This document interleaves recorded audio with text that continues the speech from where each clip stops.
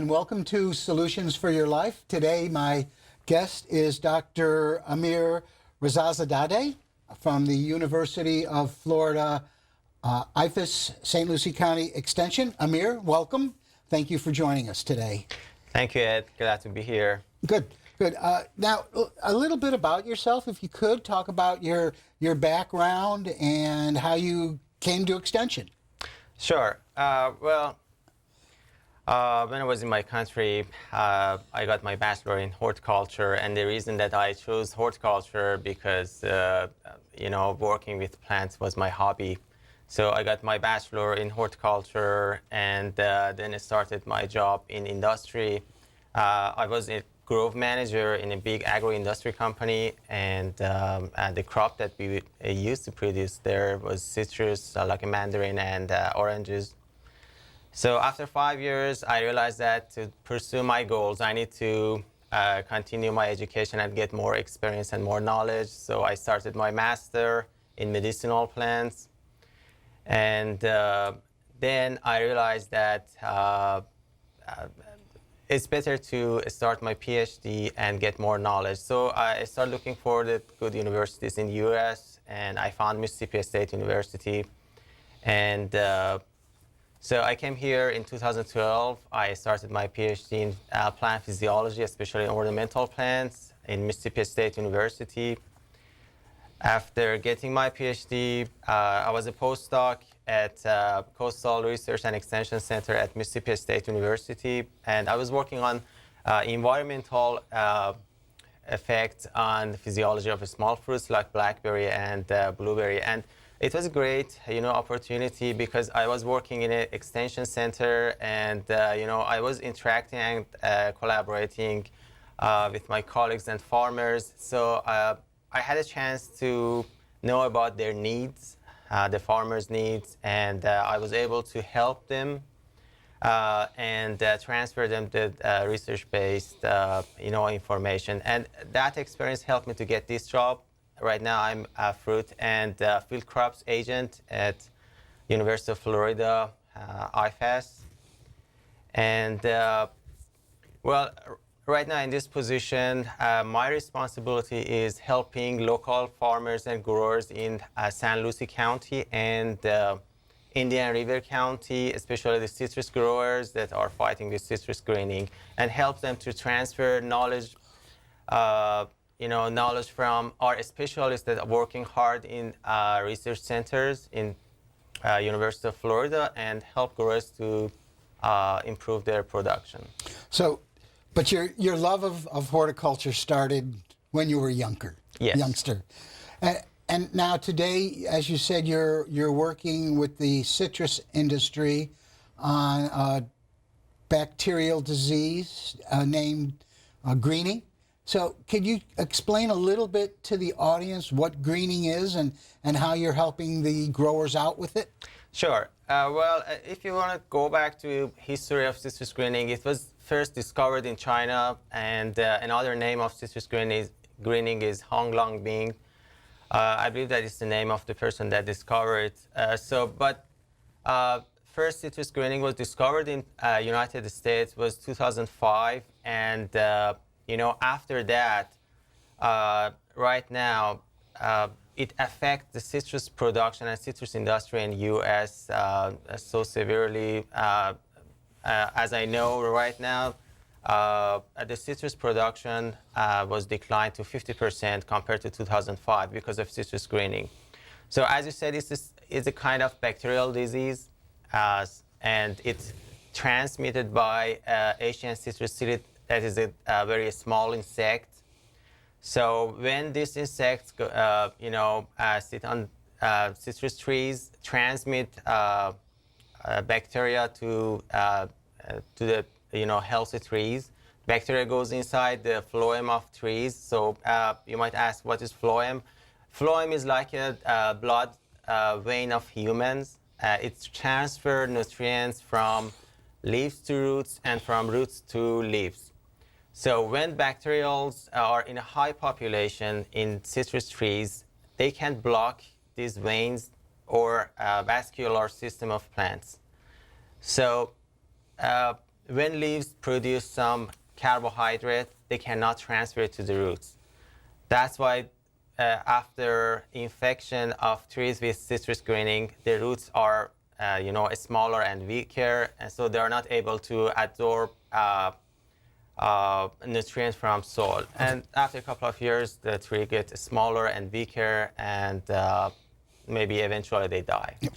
And this leafhopper, this psyllid, can transmit that disease from one tree, pick it up in one tree, and then go and feed on another and move that disease from one tree to another. Yes, correct. Okay, so one of the reasons that you were brought into the Extension Service is to also help look at some of the alternative plants to citrus.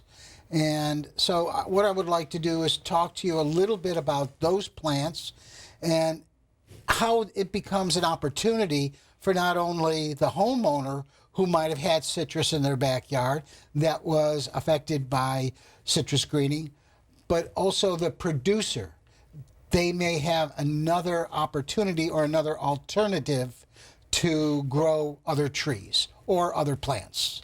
Right. Well, as I said, this problem is affecting citrus production and citrus industry in the U.S.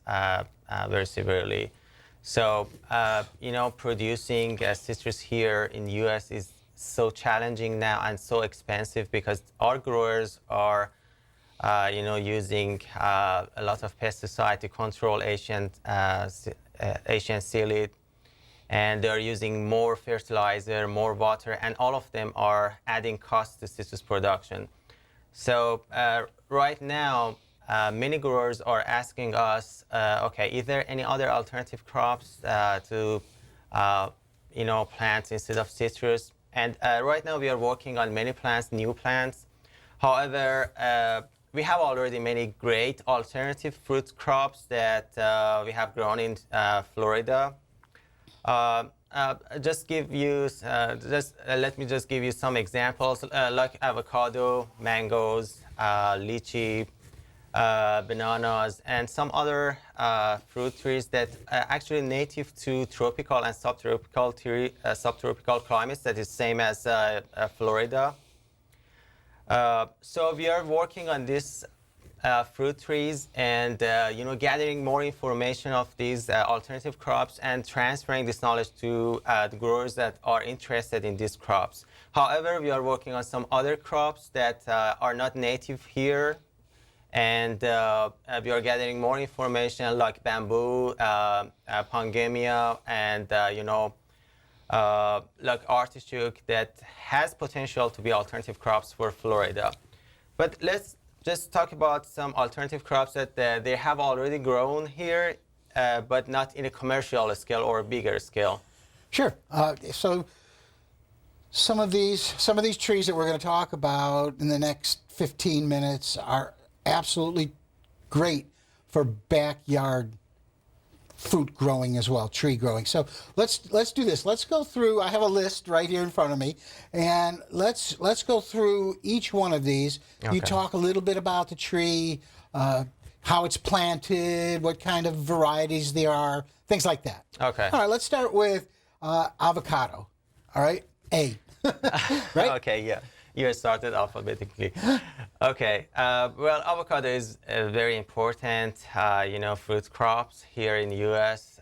You can find it in any grocery stores, but actually it's, native to Guatemala, and we have some commercial growers here in Florida and Hawaii and California. But I can tell you that the 90% of avocado produced in the United States come from California, and 85% of that is Hass avocado. Is the most popular avocado that you will find it in any grocery store. However, we have some Cuban avocado grown in south of Florida.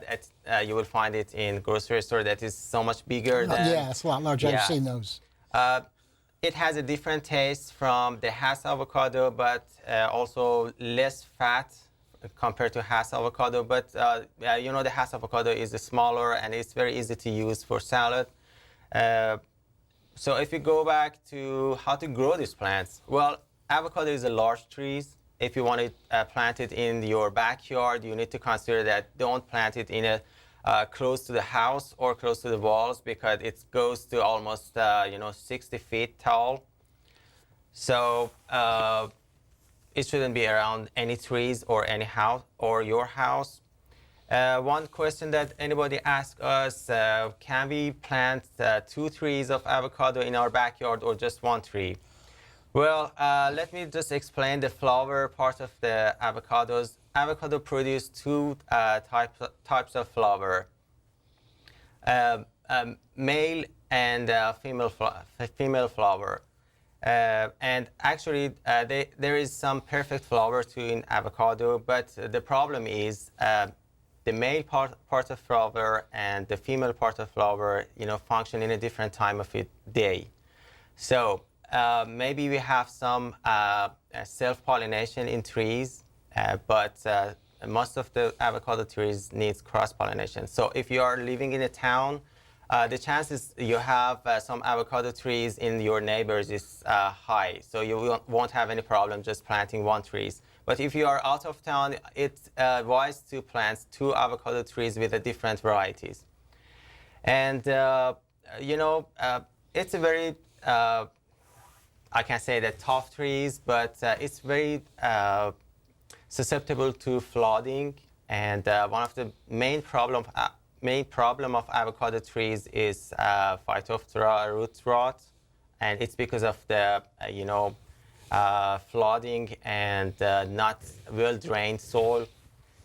And it's not a fast-growing tree. It takes up to 5 to 6 years to get a high yield. But this climate of Florida is very good for avocado. So if you're in a low-lying area, if your backyard's in a low-lying area, or the soil's real compact and holds a lot of moisture, you would really recommend putting a tree into that sort of environment?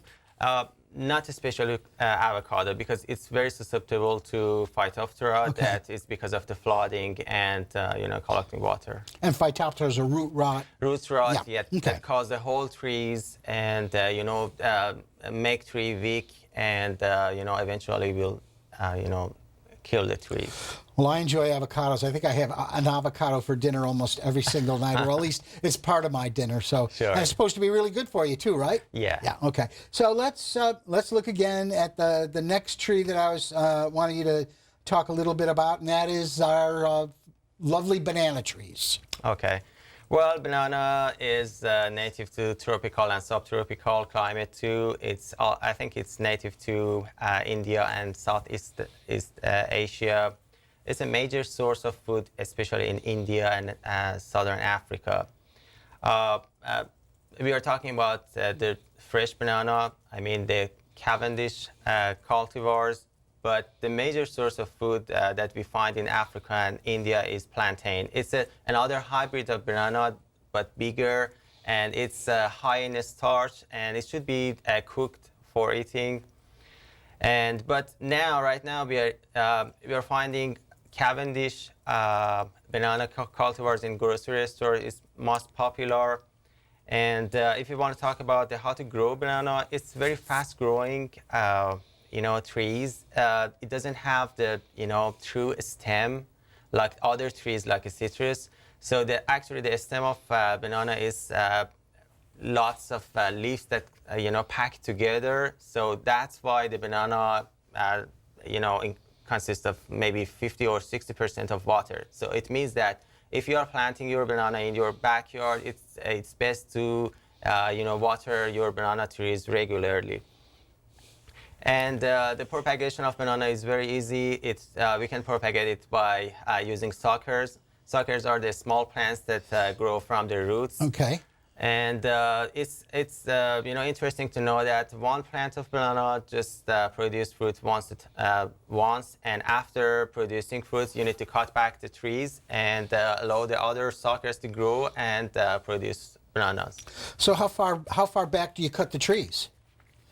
You cut them like right down to the ground? Right on the ground, yeah. Okay, so if you have, again, an environment that holds a lot of water or has some tighter soils, banana as opposed to avocado would be a better Yeah, it's a better selection for that yard. Sure, yeah, because it needs more water. What about its nutrient uptake, and does it need a lot of nitrogen or potassium or phosphorus? Yeah, or? sure, because it's a very fast-growing trees. Of course, it needs more water and fertilizer, especially in the first year. That needs to be established. For the first year that you plant your banana in your backyard, it's better to use some compost and mix it with the soil, and after that use some complete fertilizer. For the first month is every 2 weeks, and after that if the tree get established, I think it's every 3 to 4 months is enough. Excellent. Okay, so the next tree that I wanted to talk about, and this is one that I've seen in a number of backyards all along Indian River Drive, and I've seen them a little bit inland, and that is the carambola or starfruit. Yeah, Carambola is native to China and Southeastern Asia, like Malaysia and Philippines. Yeah, as you said, another name of Carambola is the starfruit because the cross-section of Carambola is like a star, and usually the chefs use the Carambola to decorate the foods. It's a evergreen trees. We can easily plant these trees in Florida, and it flowers 2 times a year. One time is April to May, and another time is September to November. The trees is very susceptible to wind, so in the first years it's better to have support for trees, and because it's not a fast-growing trees, it doesn't need so much fertilizer, and it's a medium to large trees, and almost grow until maybe 30 foot in tall. So it's better to make some distance between these trees and other trees. So if you're growing the tree along the intercoastal, or if you live out on the beach where you have a tendency to get a lot of wind, do you recommend that you try to set up something to block that wind or just to brace the tree? Yeah, it's better to plant these trees in your backyard, or at least behind your walls, to have some windbreaker for these trees. And another point that I want to mention about the carambola is it's high in oxalic acid, and if some people have been diagnosed with kidney stone, it's better to be careful about eating too much of carambola. Oh, interesting. I didn't realize that. All right, so excellent. Anything else, about carambola in terms of how deep you want to plant that tree, or I guess any tree that we're talking about? Okay. Well, I guess that many people buy these, young plants from nurseries and in a pot. So when you're going to plant these new trees in your backyard, it's better to dig a hole almost 3 times in diameter of your tree root system. And I always recommend to add some compost and organic materials to the soil, because that in Florida we don't have any real soil. It's almost 100% sand. So to get the optimum production, it's better to add some organic matter, and in the first months it's better to water regularly your trees, especially right now in a hot season. It's better to water maybe twice a week or even more. And after establishing the trees, it gets lesser. And for a couple of first years, it's better to use fertilizer, complete fertilizers, and you have already mixed some organic materials, but using fertilizer is actually stimulate your trees to grow faster. Okay. Yeah, I know what you mean about our soils being so sandy, and sometimes I think we always just grow hydroponically because it's so much sand and not really a lot of soil. Yeah, it's true. Well, actually, growing plants in sands is a kind of or a hydroponic system. Yeah. And people are using this system in greenhouses, but actually, we can consider all Florida A hydroponic. hydroponic Yeah. system. Yeah. All right, so let's talk next about one of your favorite trees, and that's the lychee tree. Yes. Well, lychee trees harvesting season is right now, and people are harvesting lychee or lychee. Actually, I asked this question from one of the growers. They said that both of them are correct, lychee or lychee. So they are harvesting it right now, starting from May to June, and this plant is native to tropical and subtropical. But I realized that and read some articles that it's native to subtropical, not tropical. So these plants, unlike the other plants that we talked before, like cool season. So it's better to plant lychee in the area that has a hot and warm summer with a cool winter. I'm not talking about the winter, very cool winter, not freezing, not chilling, but it likes the cooling season. So, like a mango, it's a very tall plant. It goes to 60 foot, so it should be very far from your house, your any other trees. The popular cultivar that we are growing here in Florida is Mauritius. It has a red to pinkish color skin, leathery, and inside is actually white, but we have some other cultivars that have a yellow skin. And I can say that one of the problems that lychee has is it's not consistent in fruit bearing. So some years maybe you will have a lot of fruits, but next year you will have almost half of them. So it's normal about lychee, but we have some cultivars that have a consistent fruit bearing, like Mauritius we talked before. And another problem of lychee is anthracnose. It's a kind of fungus disease. So it attacks to the fruits and decrease trees productivity and appearance of the fruits. They're starting growing these plants is like other plants we talked before. You should have a well-drained soil, hot weather, and take care of the plants in the first months. Okay, yeah, because in my neighborhood, there's this, it must be 70, 80 feet tall lychee tree. But that's one of the things that I noticed is that some years it's just loaded with lychee and others, no. Right, it's normal in some varieties. And there's another point that I want to mention that the lychee is very tall plants. And if you notice the fruits, they are in one cluster, one big cluster Yes. of fruits. So if you have a tall plant, 60 foot, it's very hard to harvest them. So in commercial scales, usually the commercial growers don't prune the trees. But if you're going to plant these trees in your backyard, it's better to prune it, top part of the plant Okay. to make it short, because taking care of the short trees is easier, the harvest easier. And if you are going to use some, foliar fertilizer or foliar pesticide, it gets so much easier. So 10 to 15 feet? 10 to 15 feet. All right. Okay, well, now I know a lot of folks really enjoy mangoes.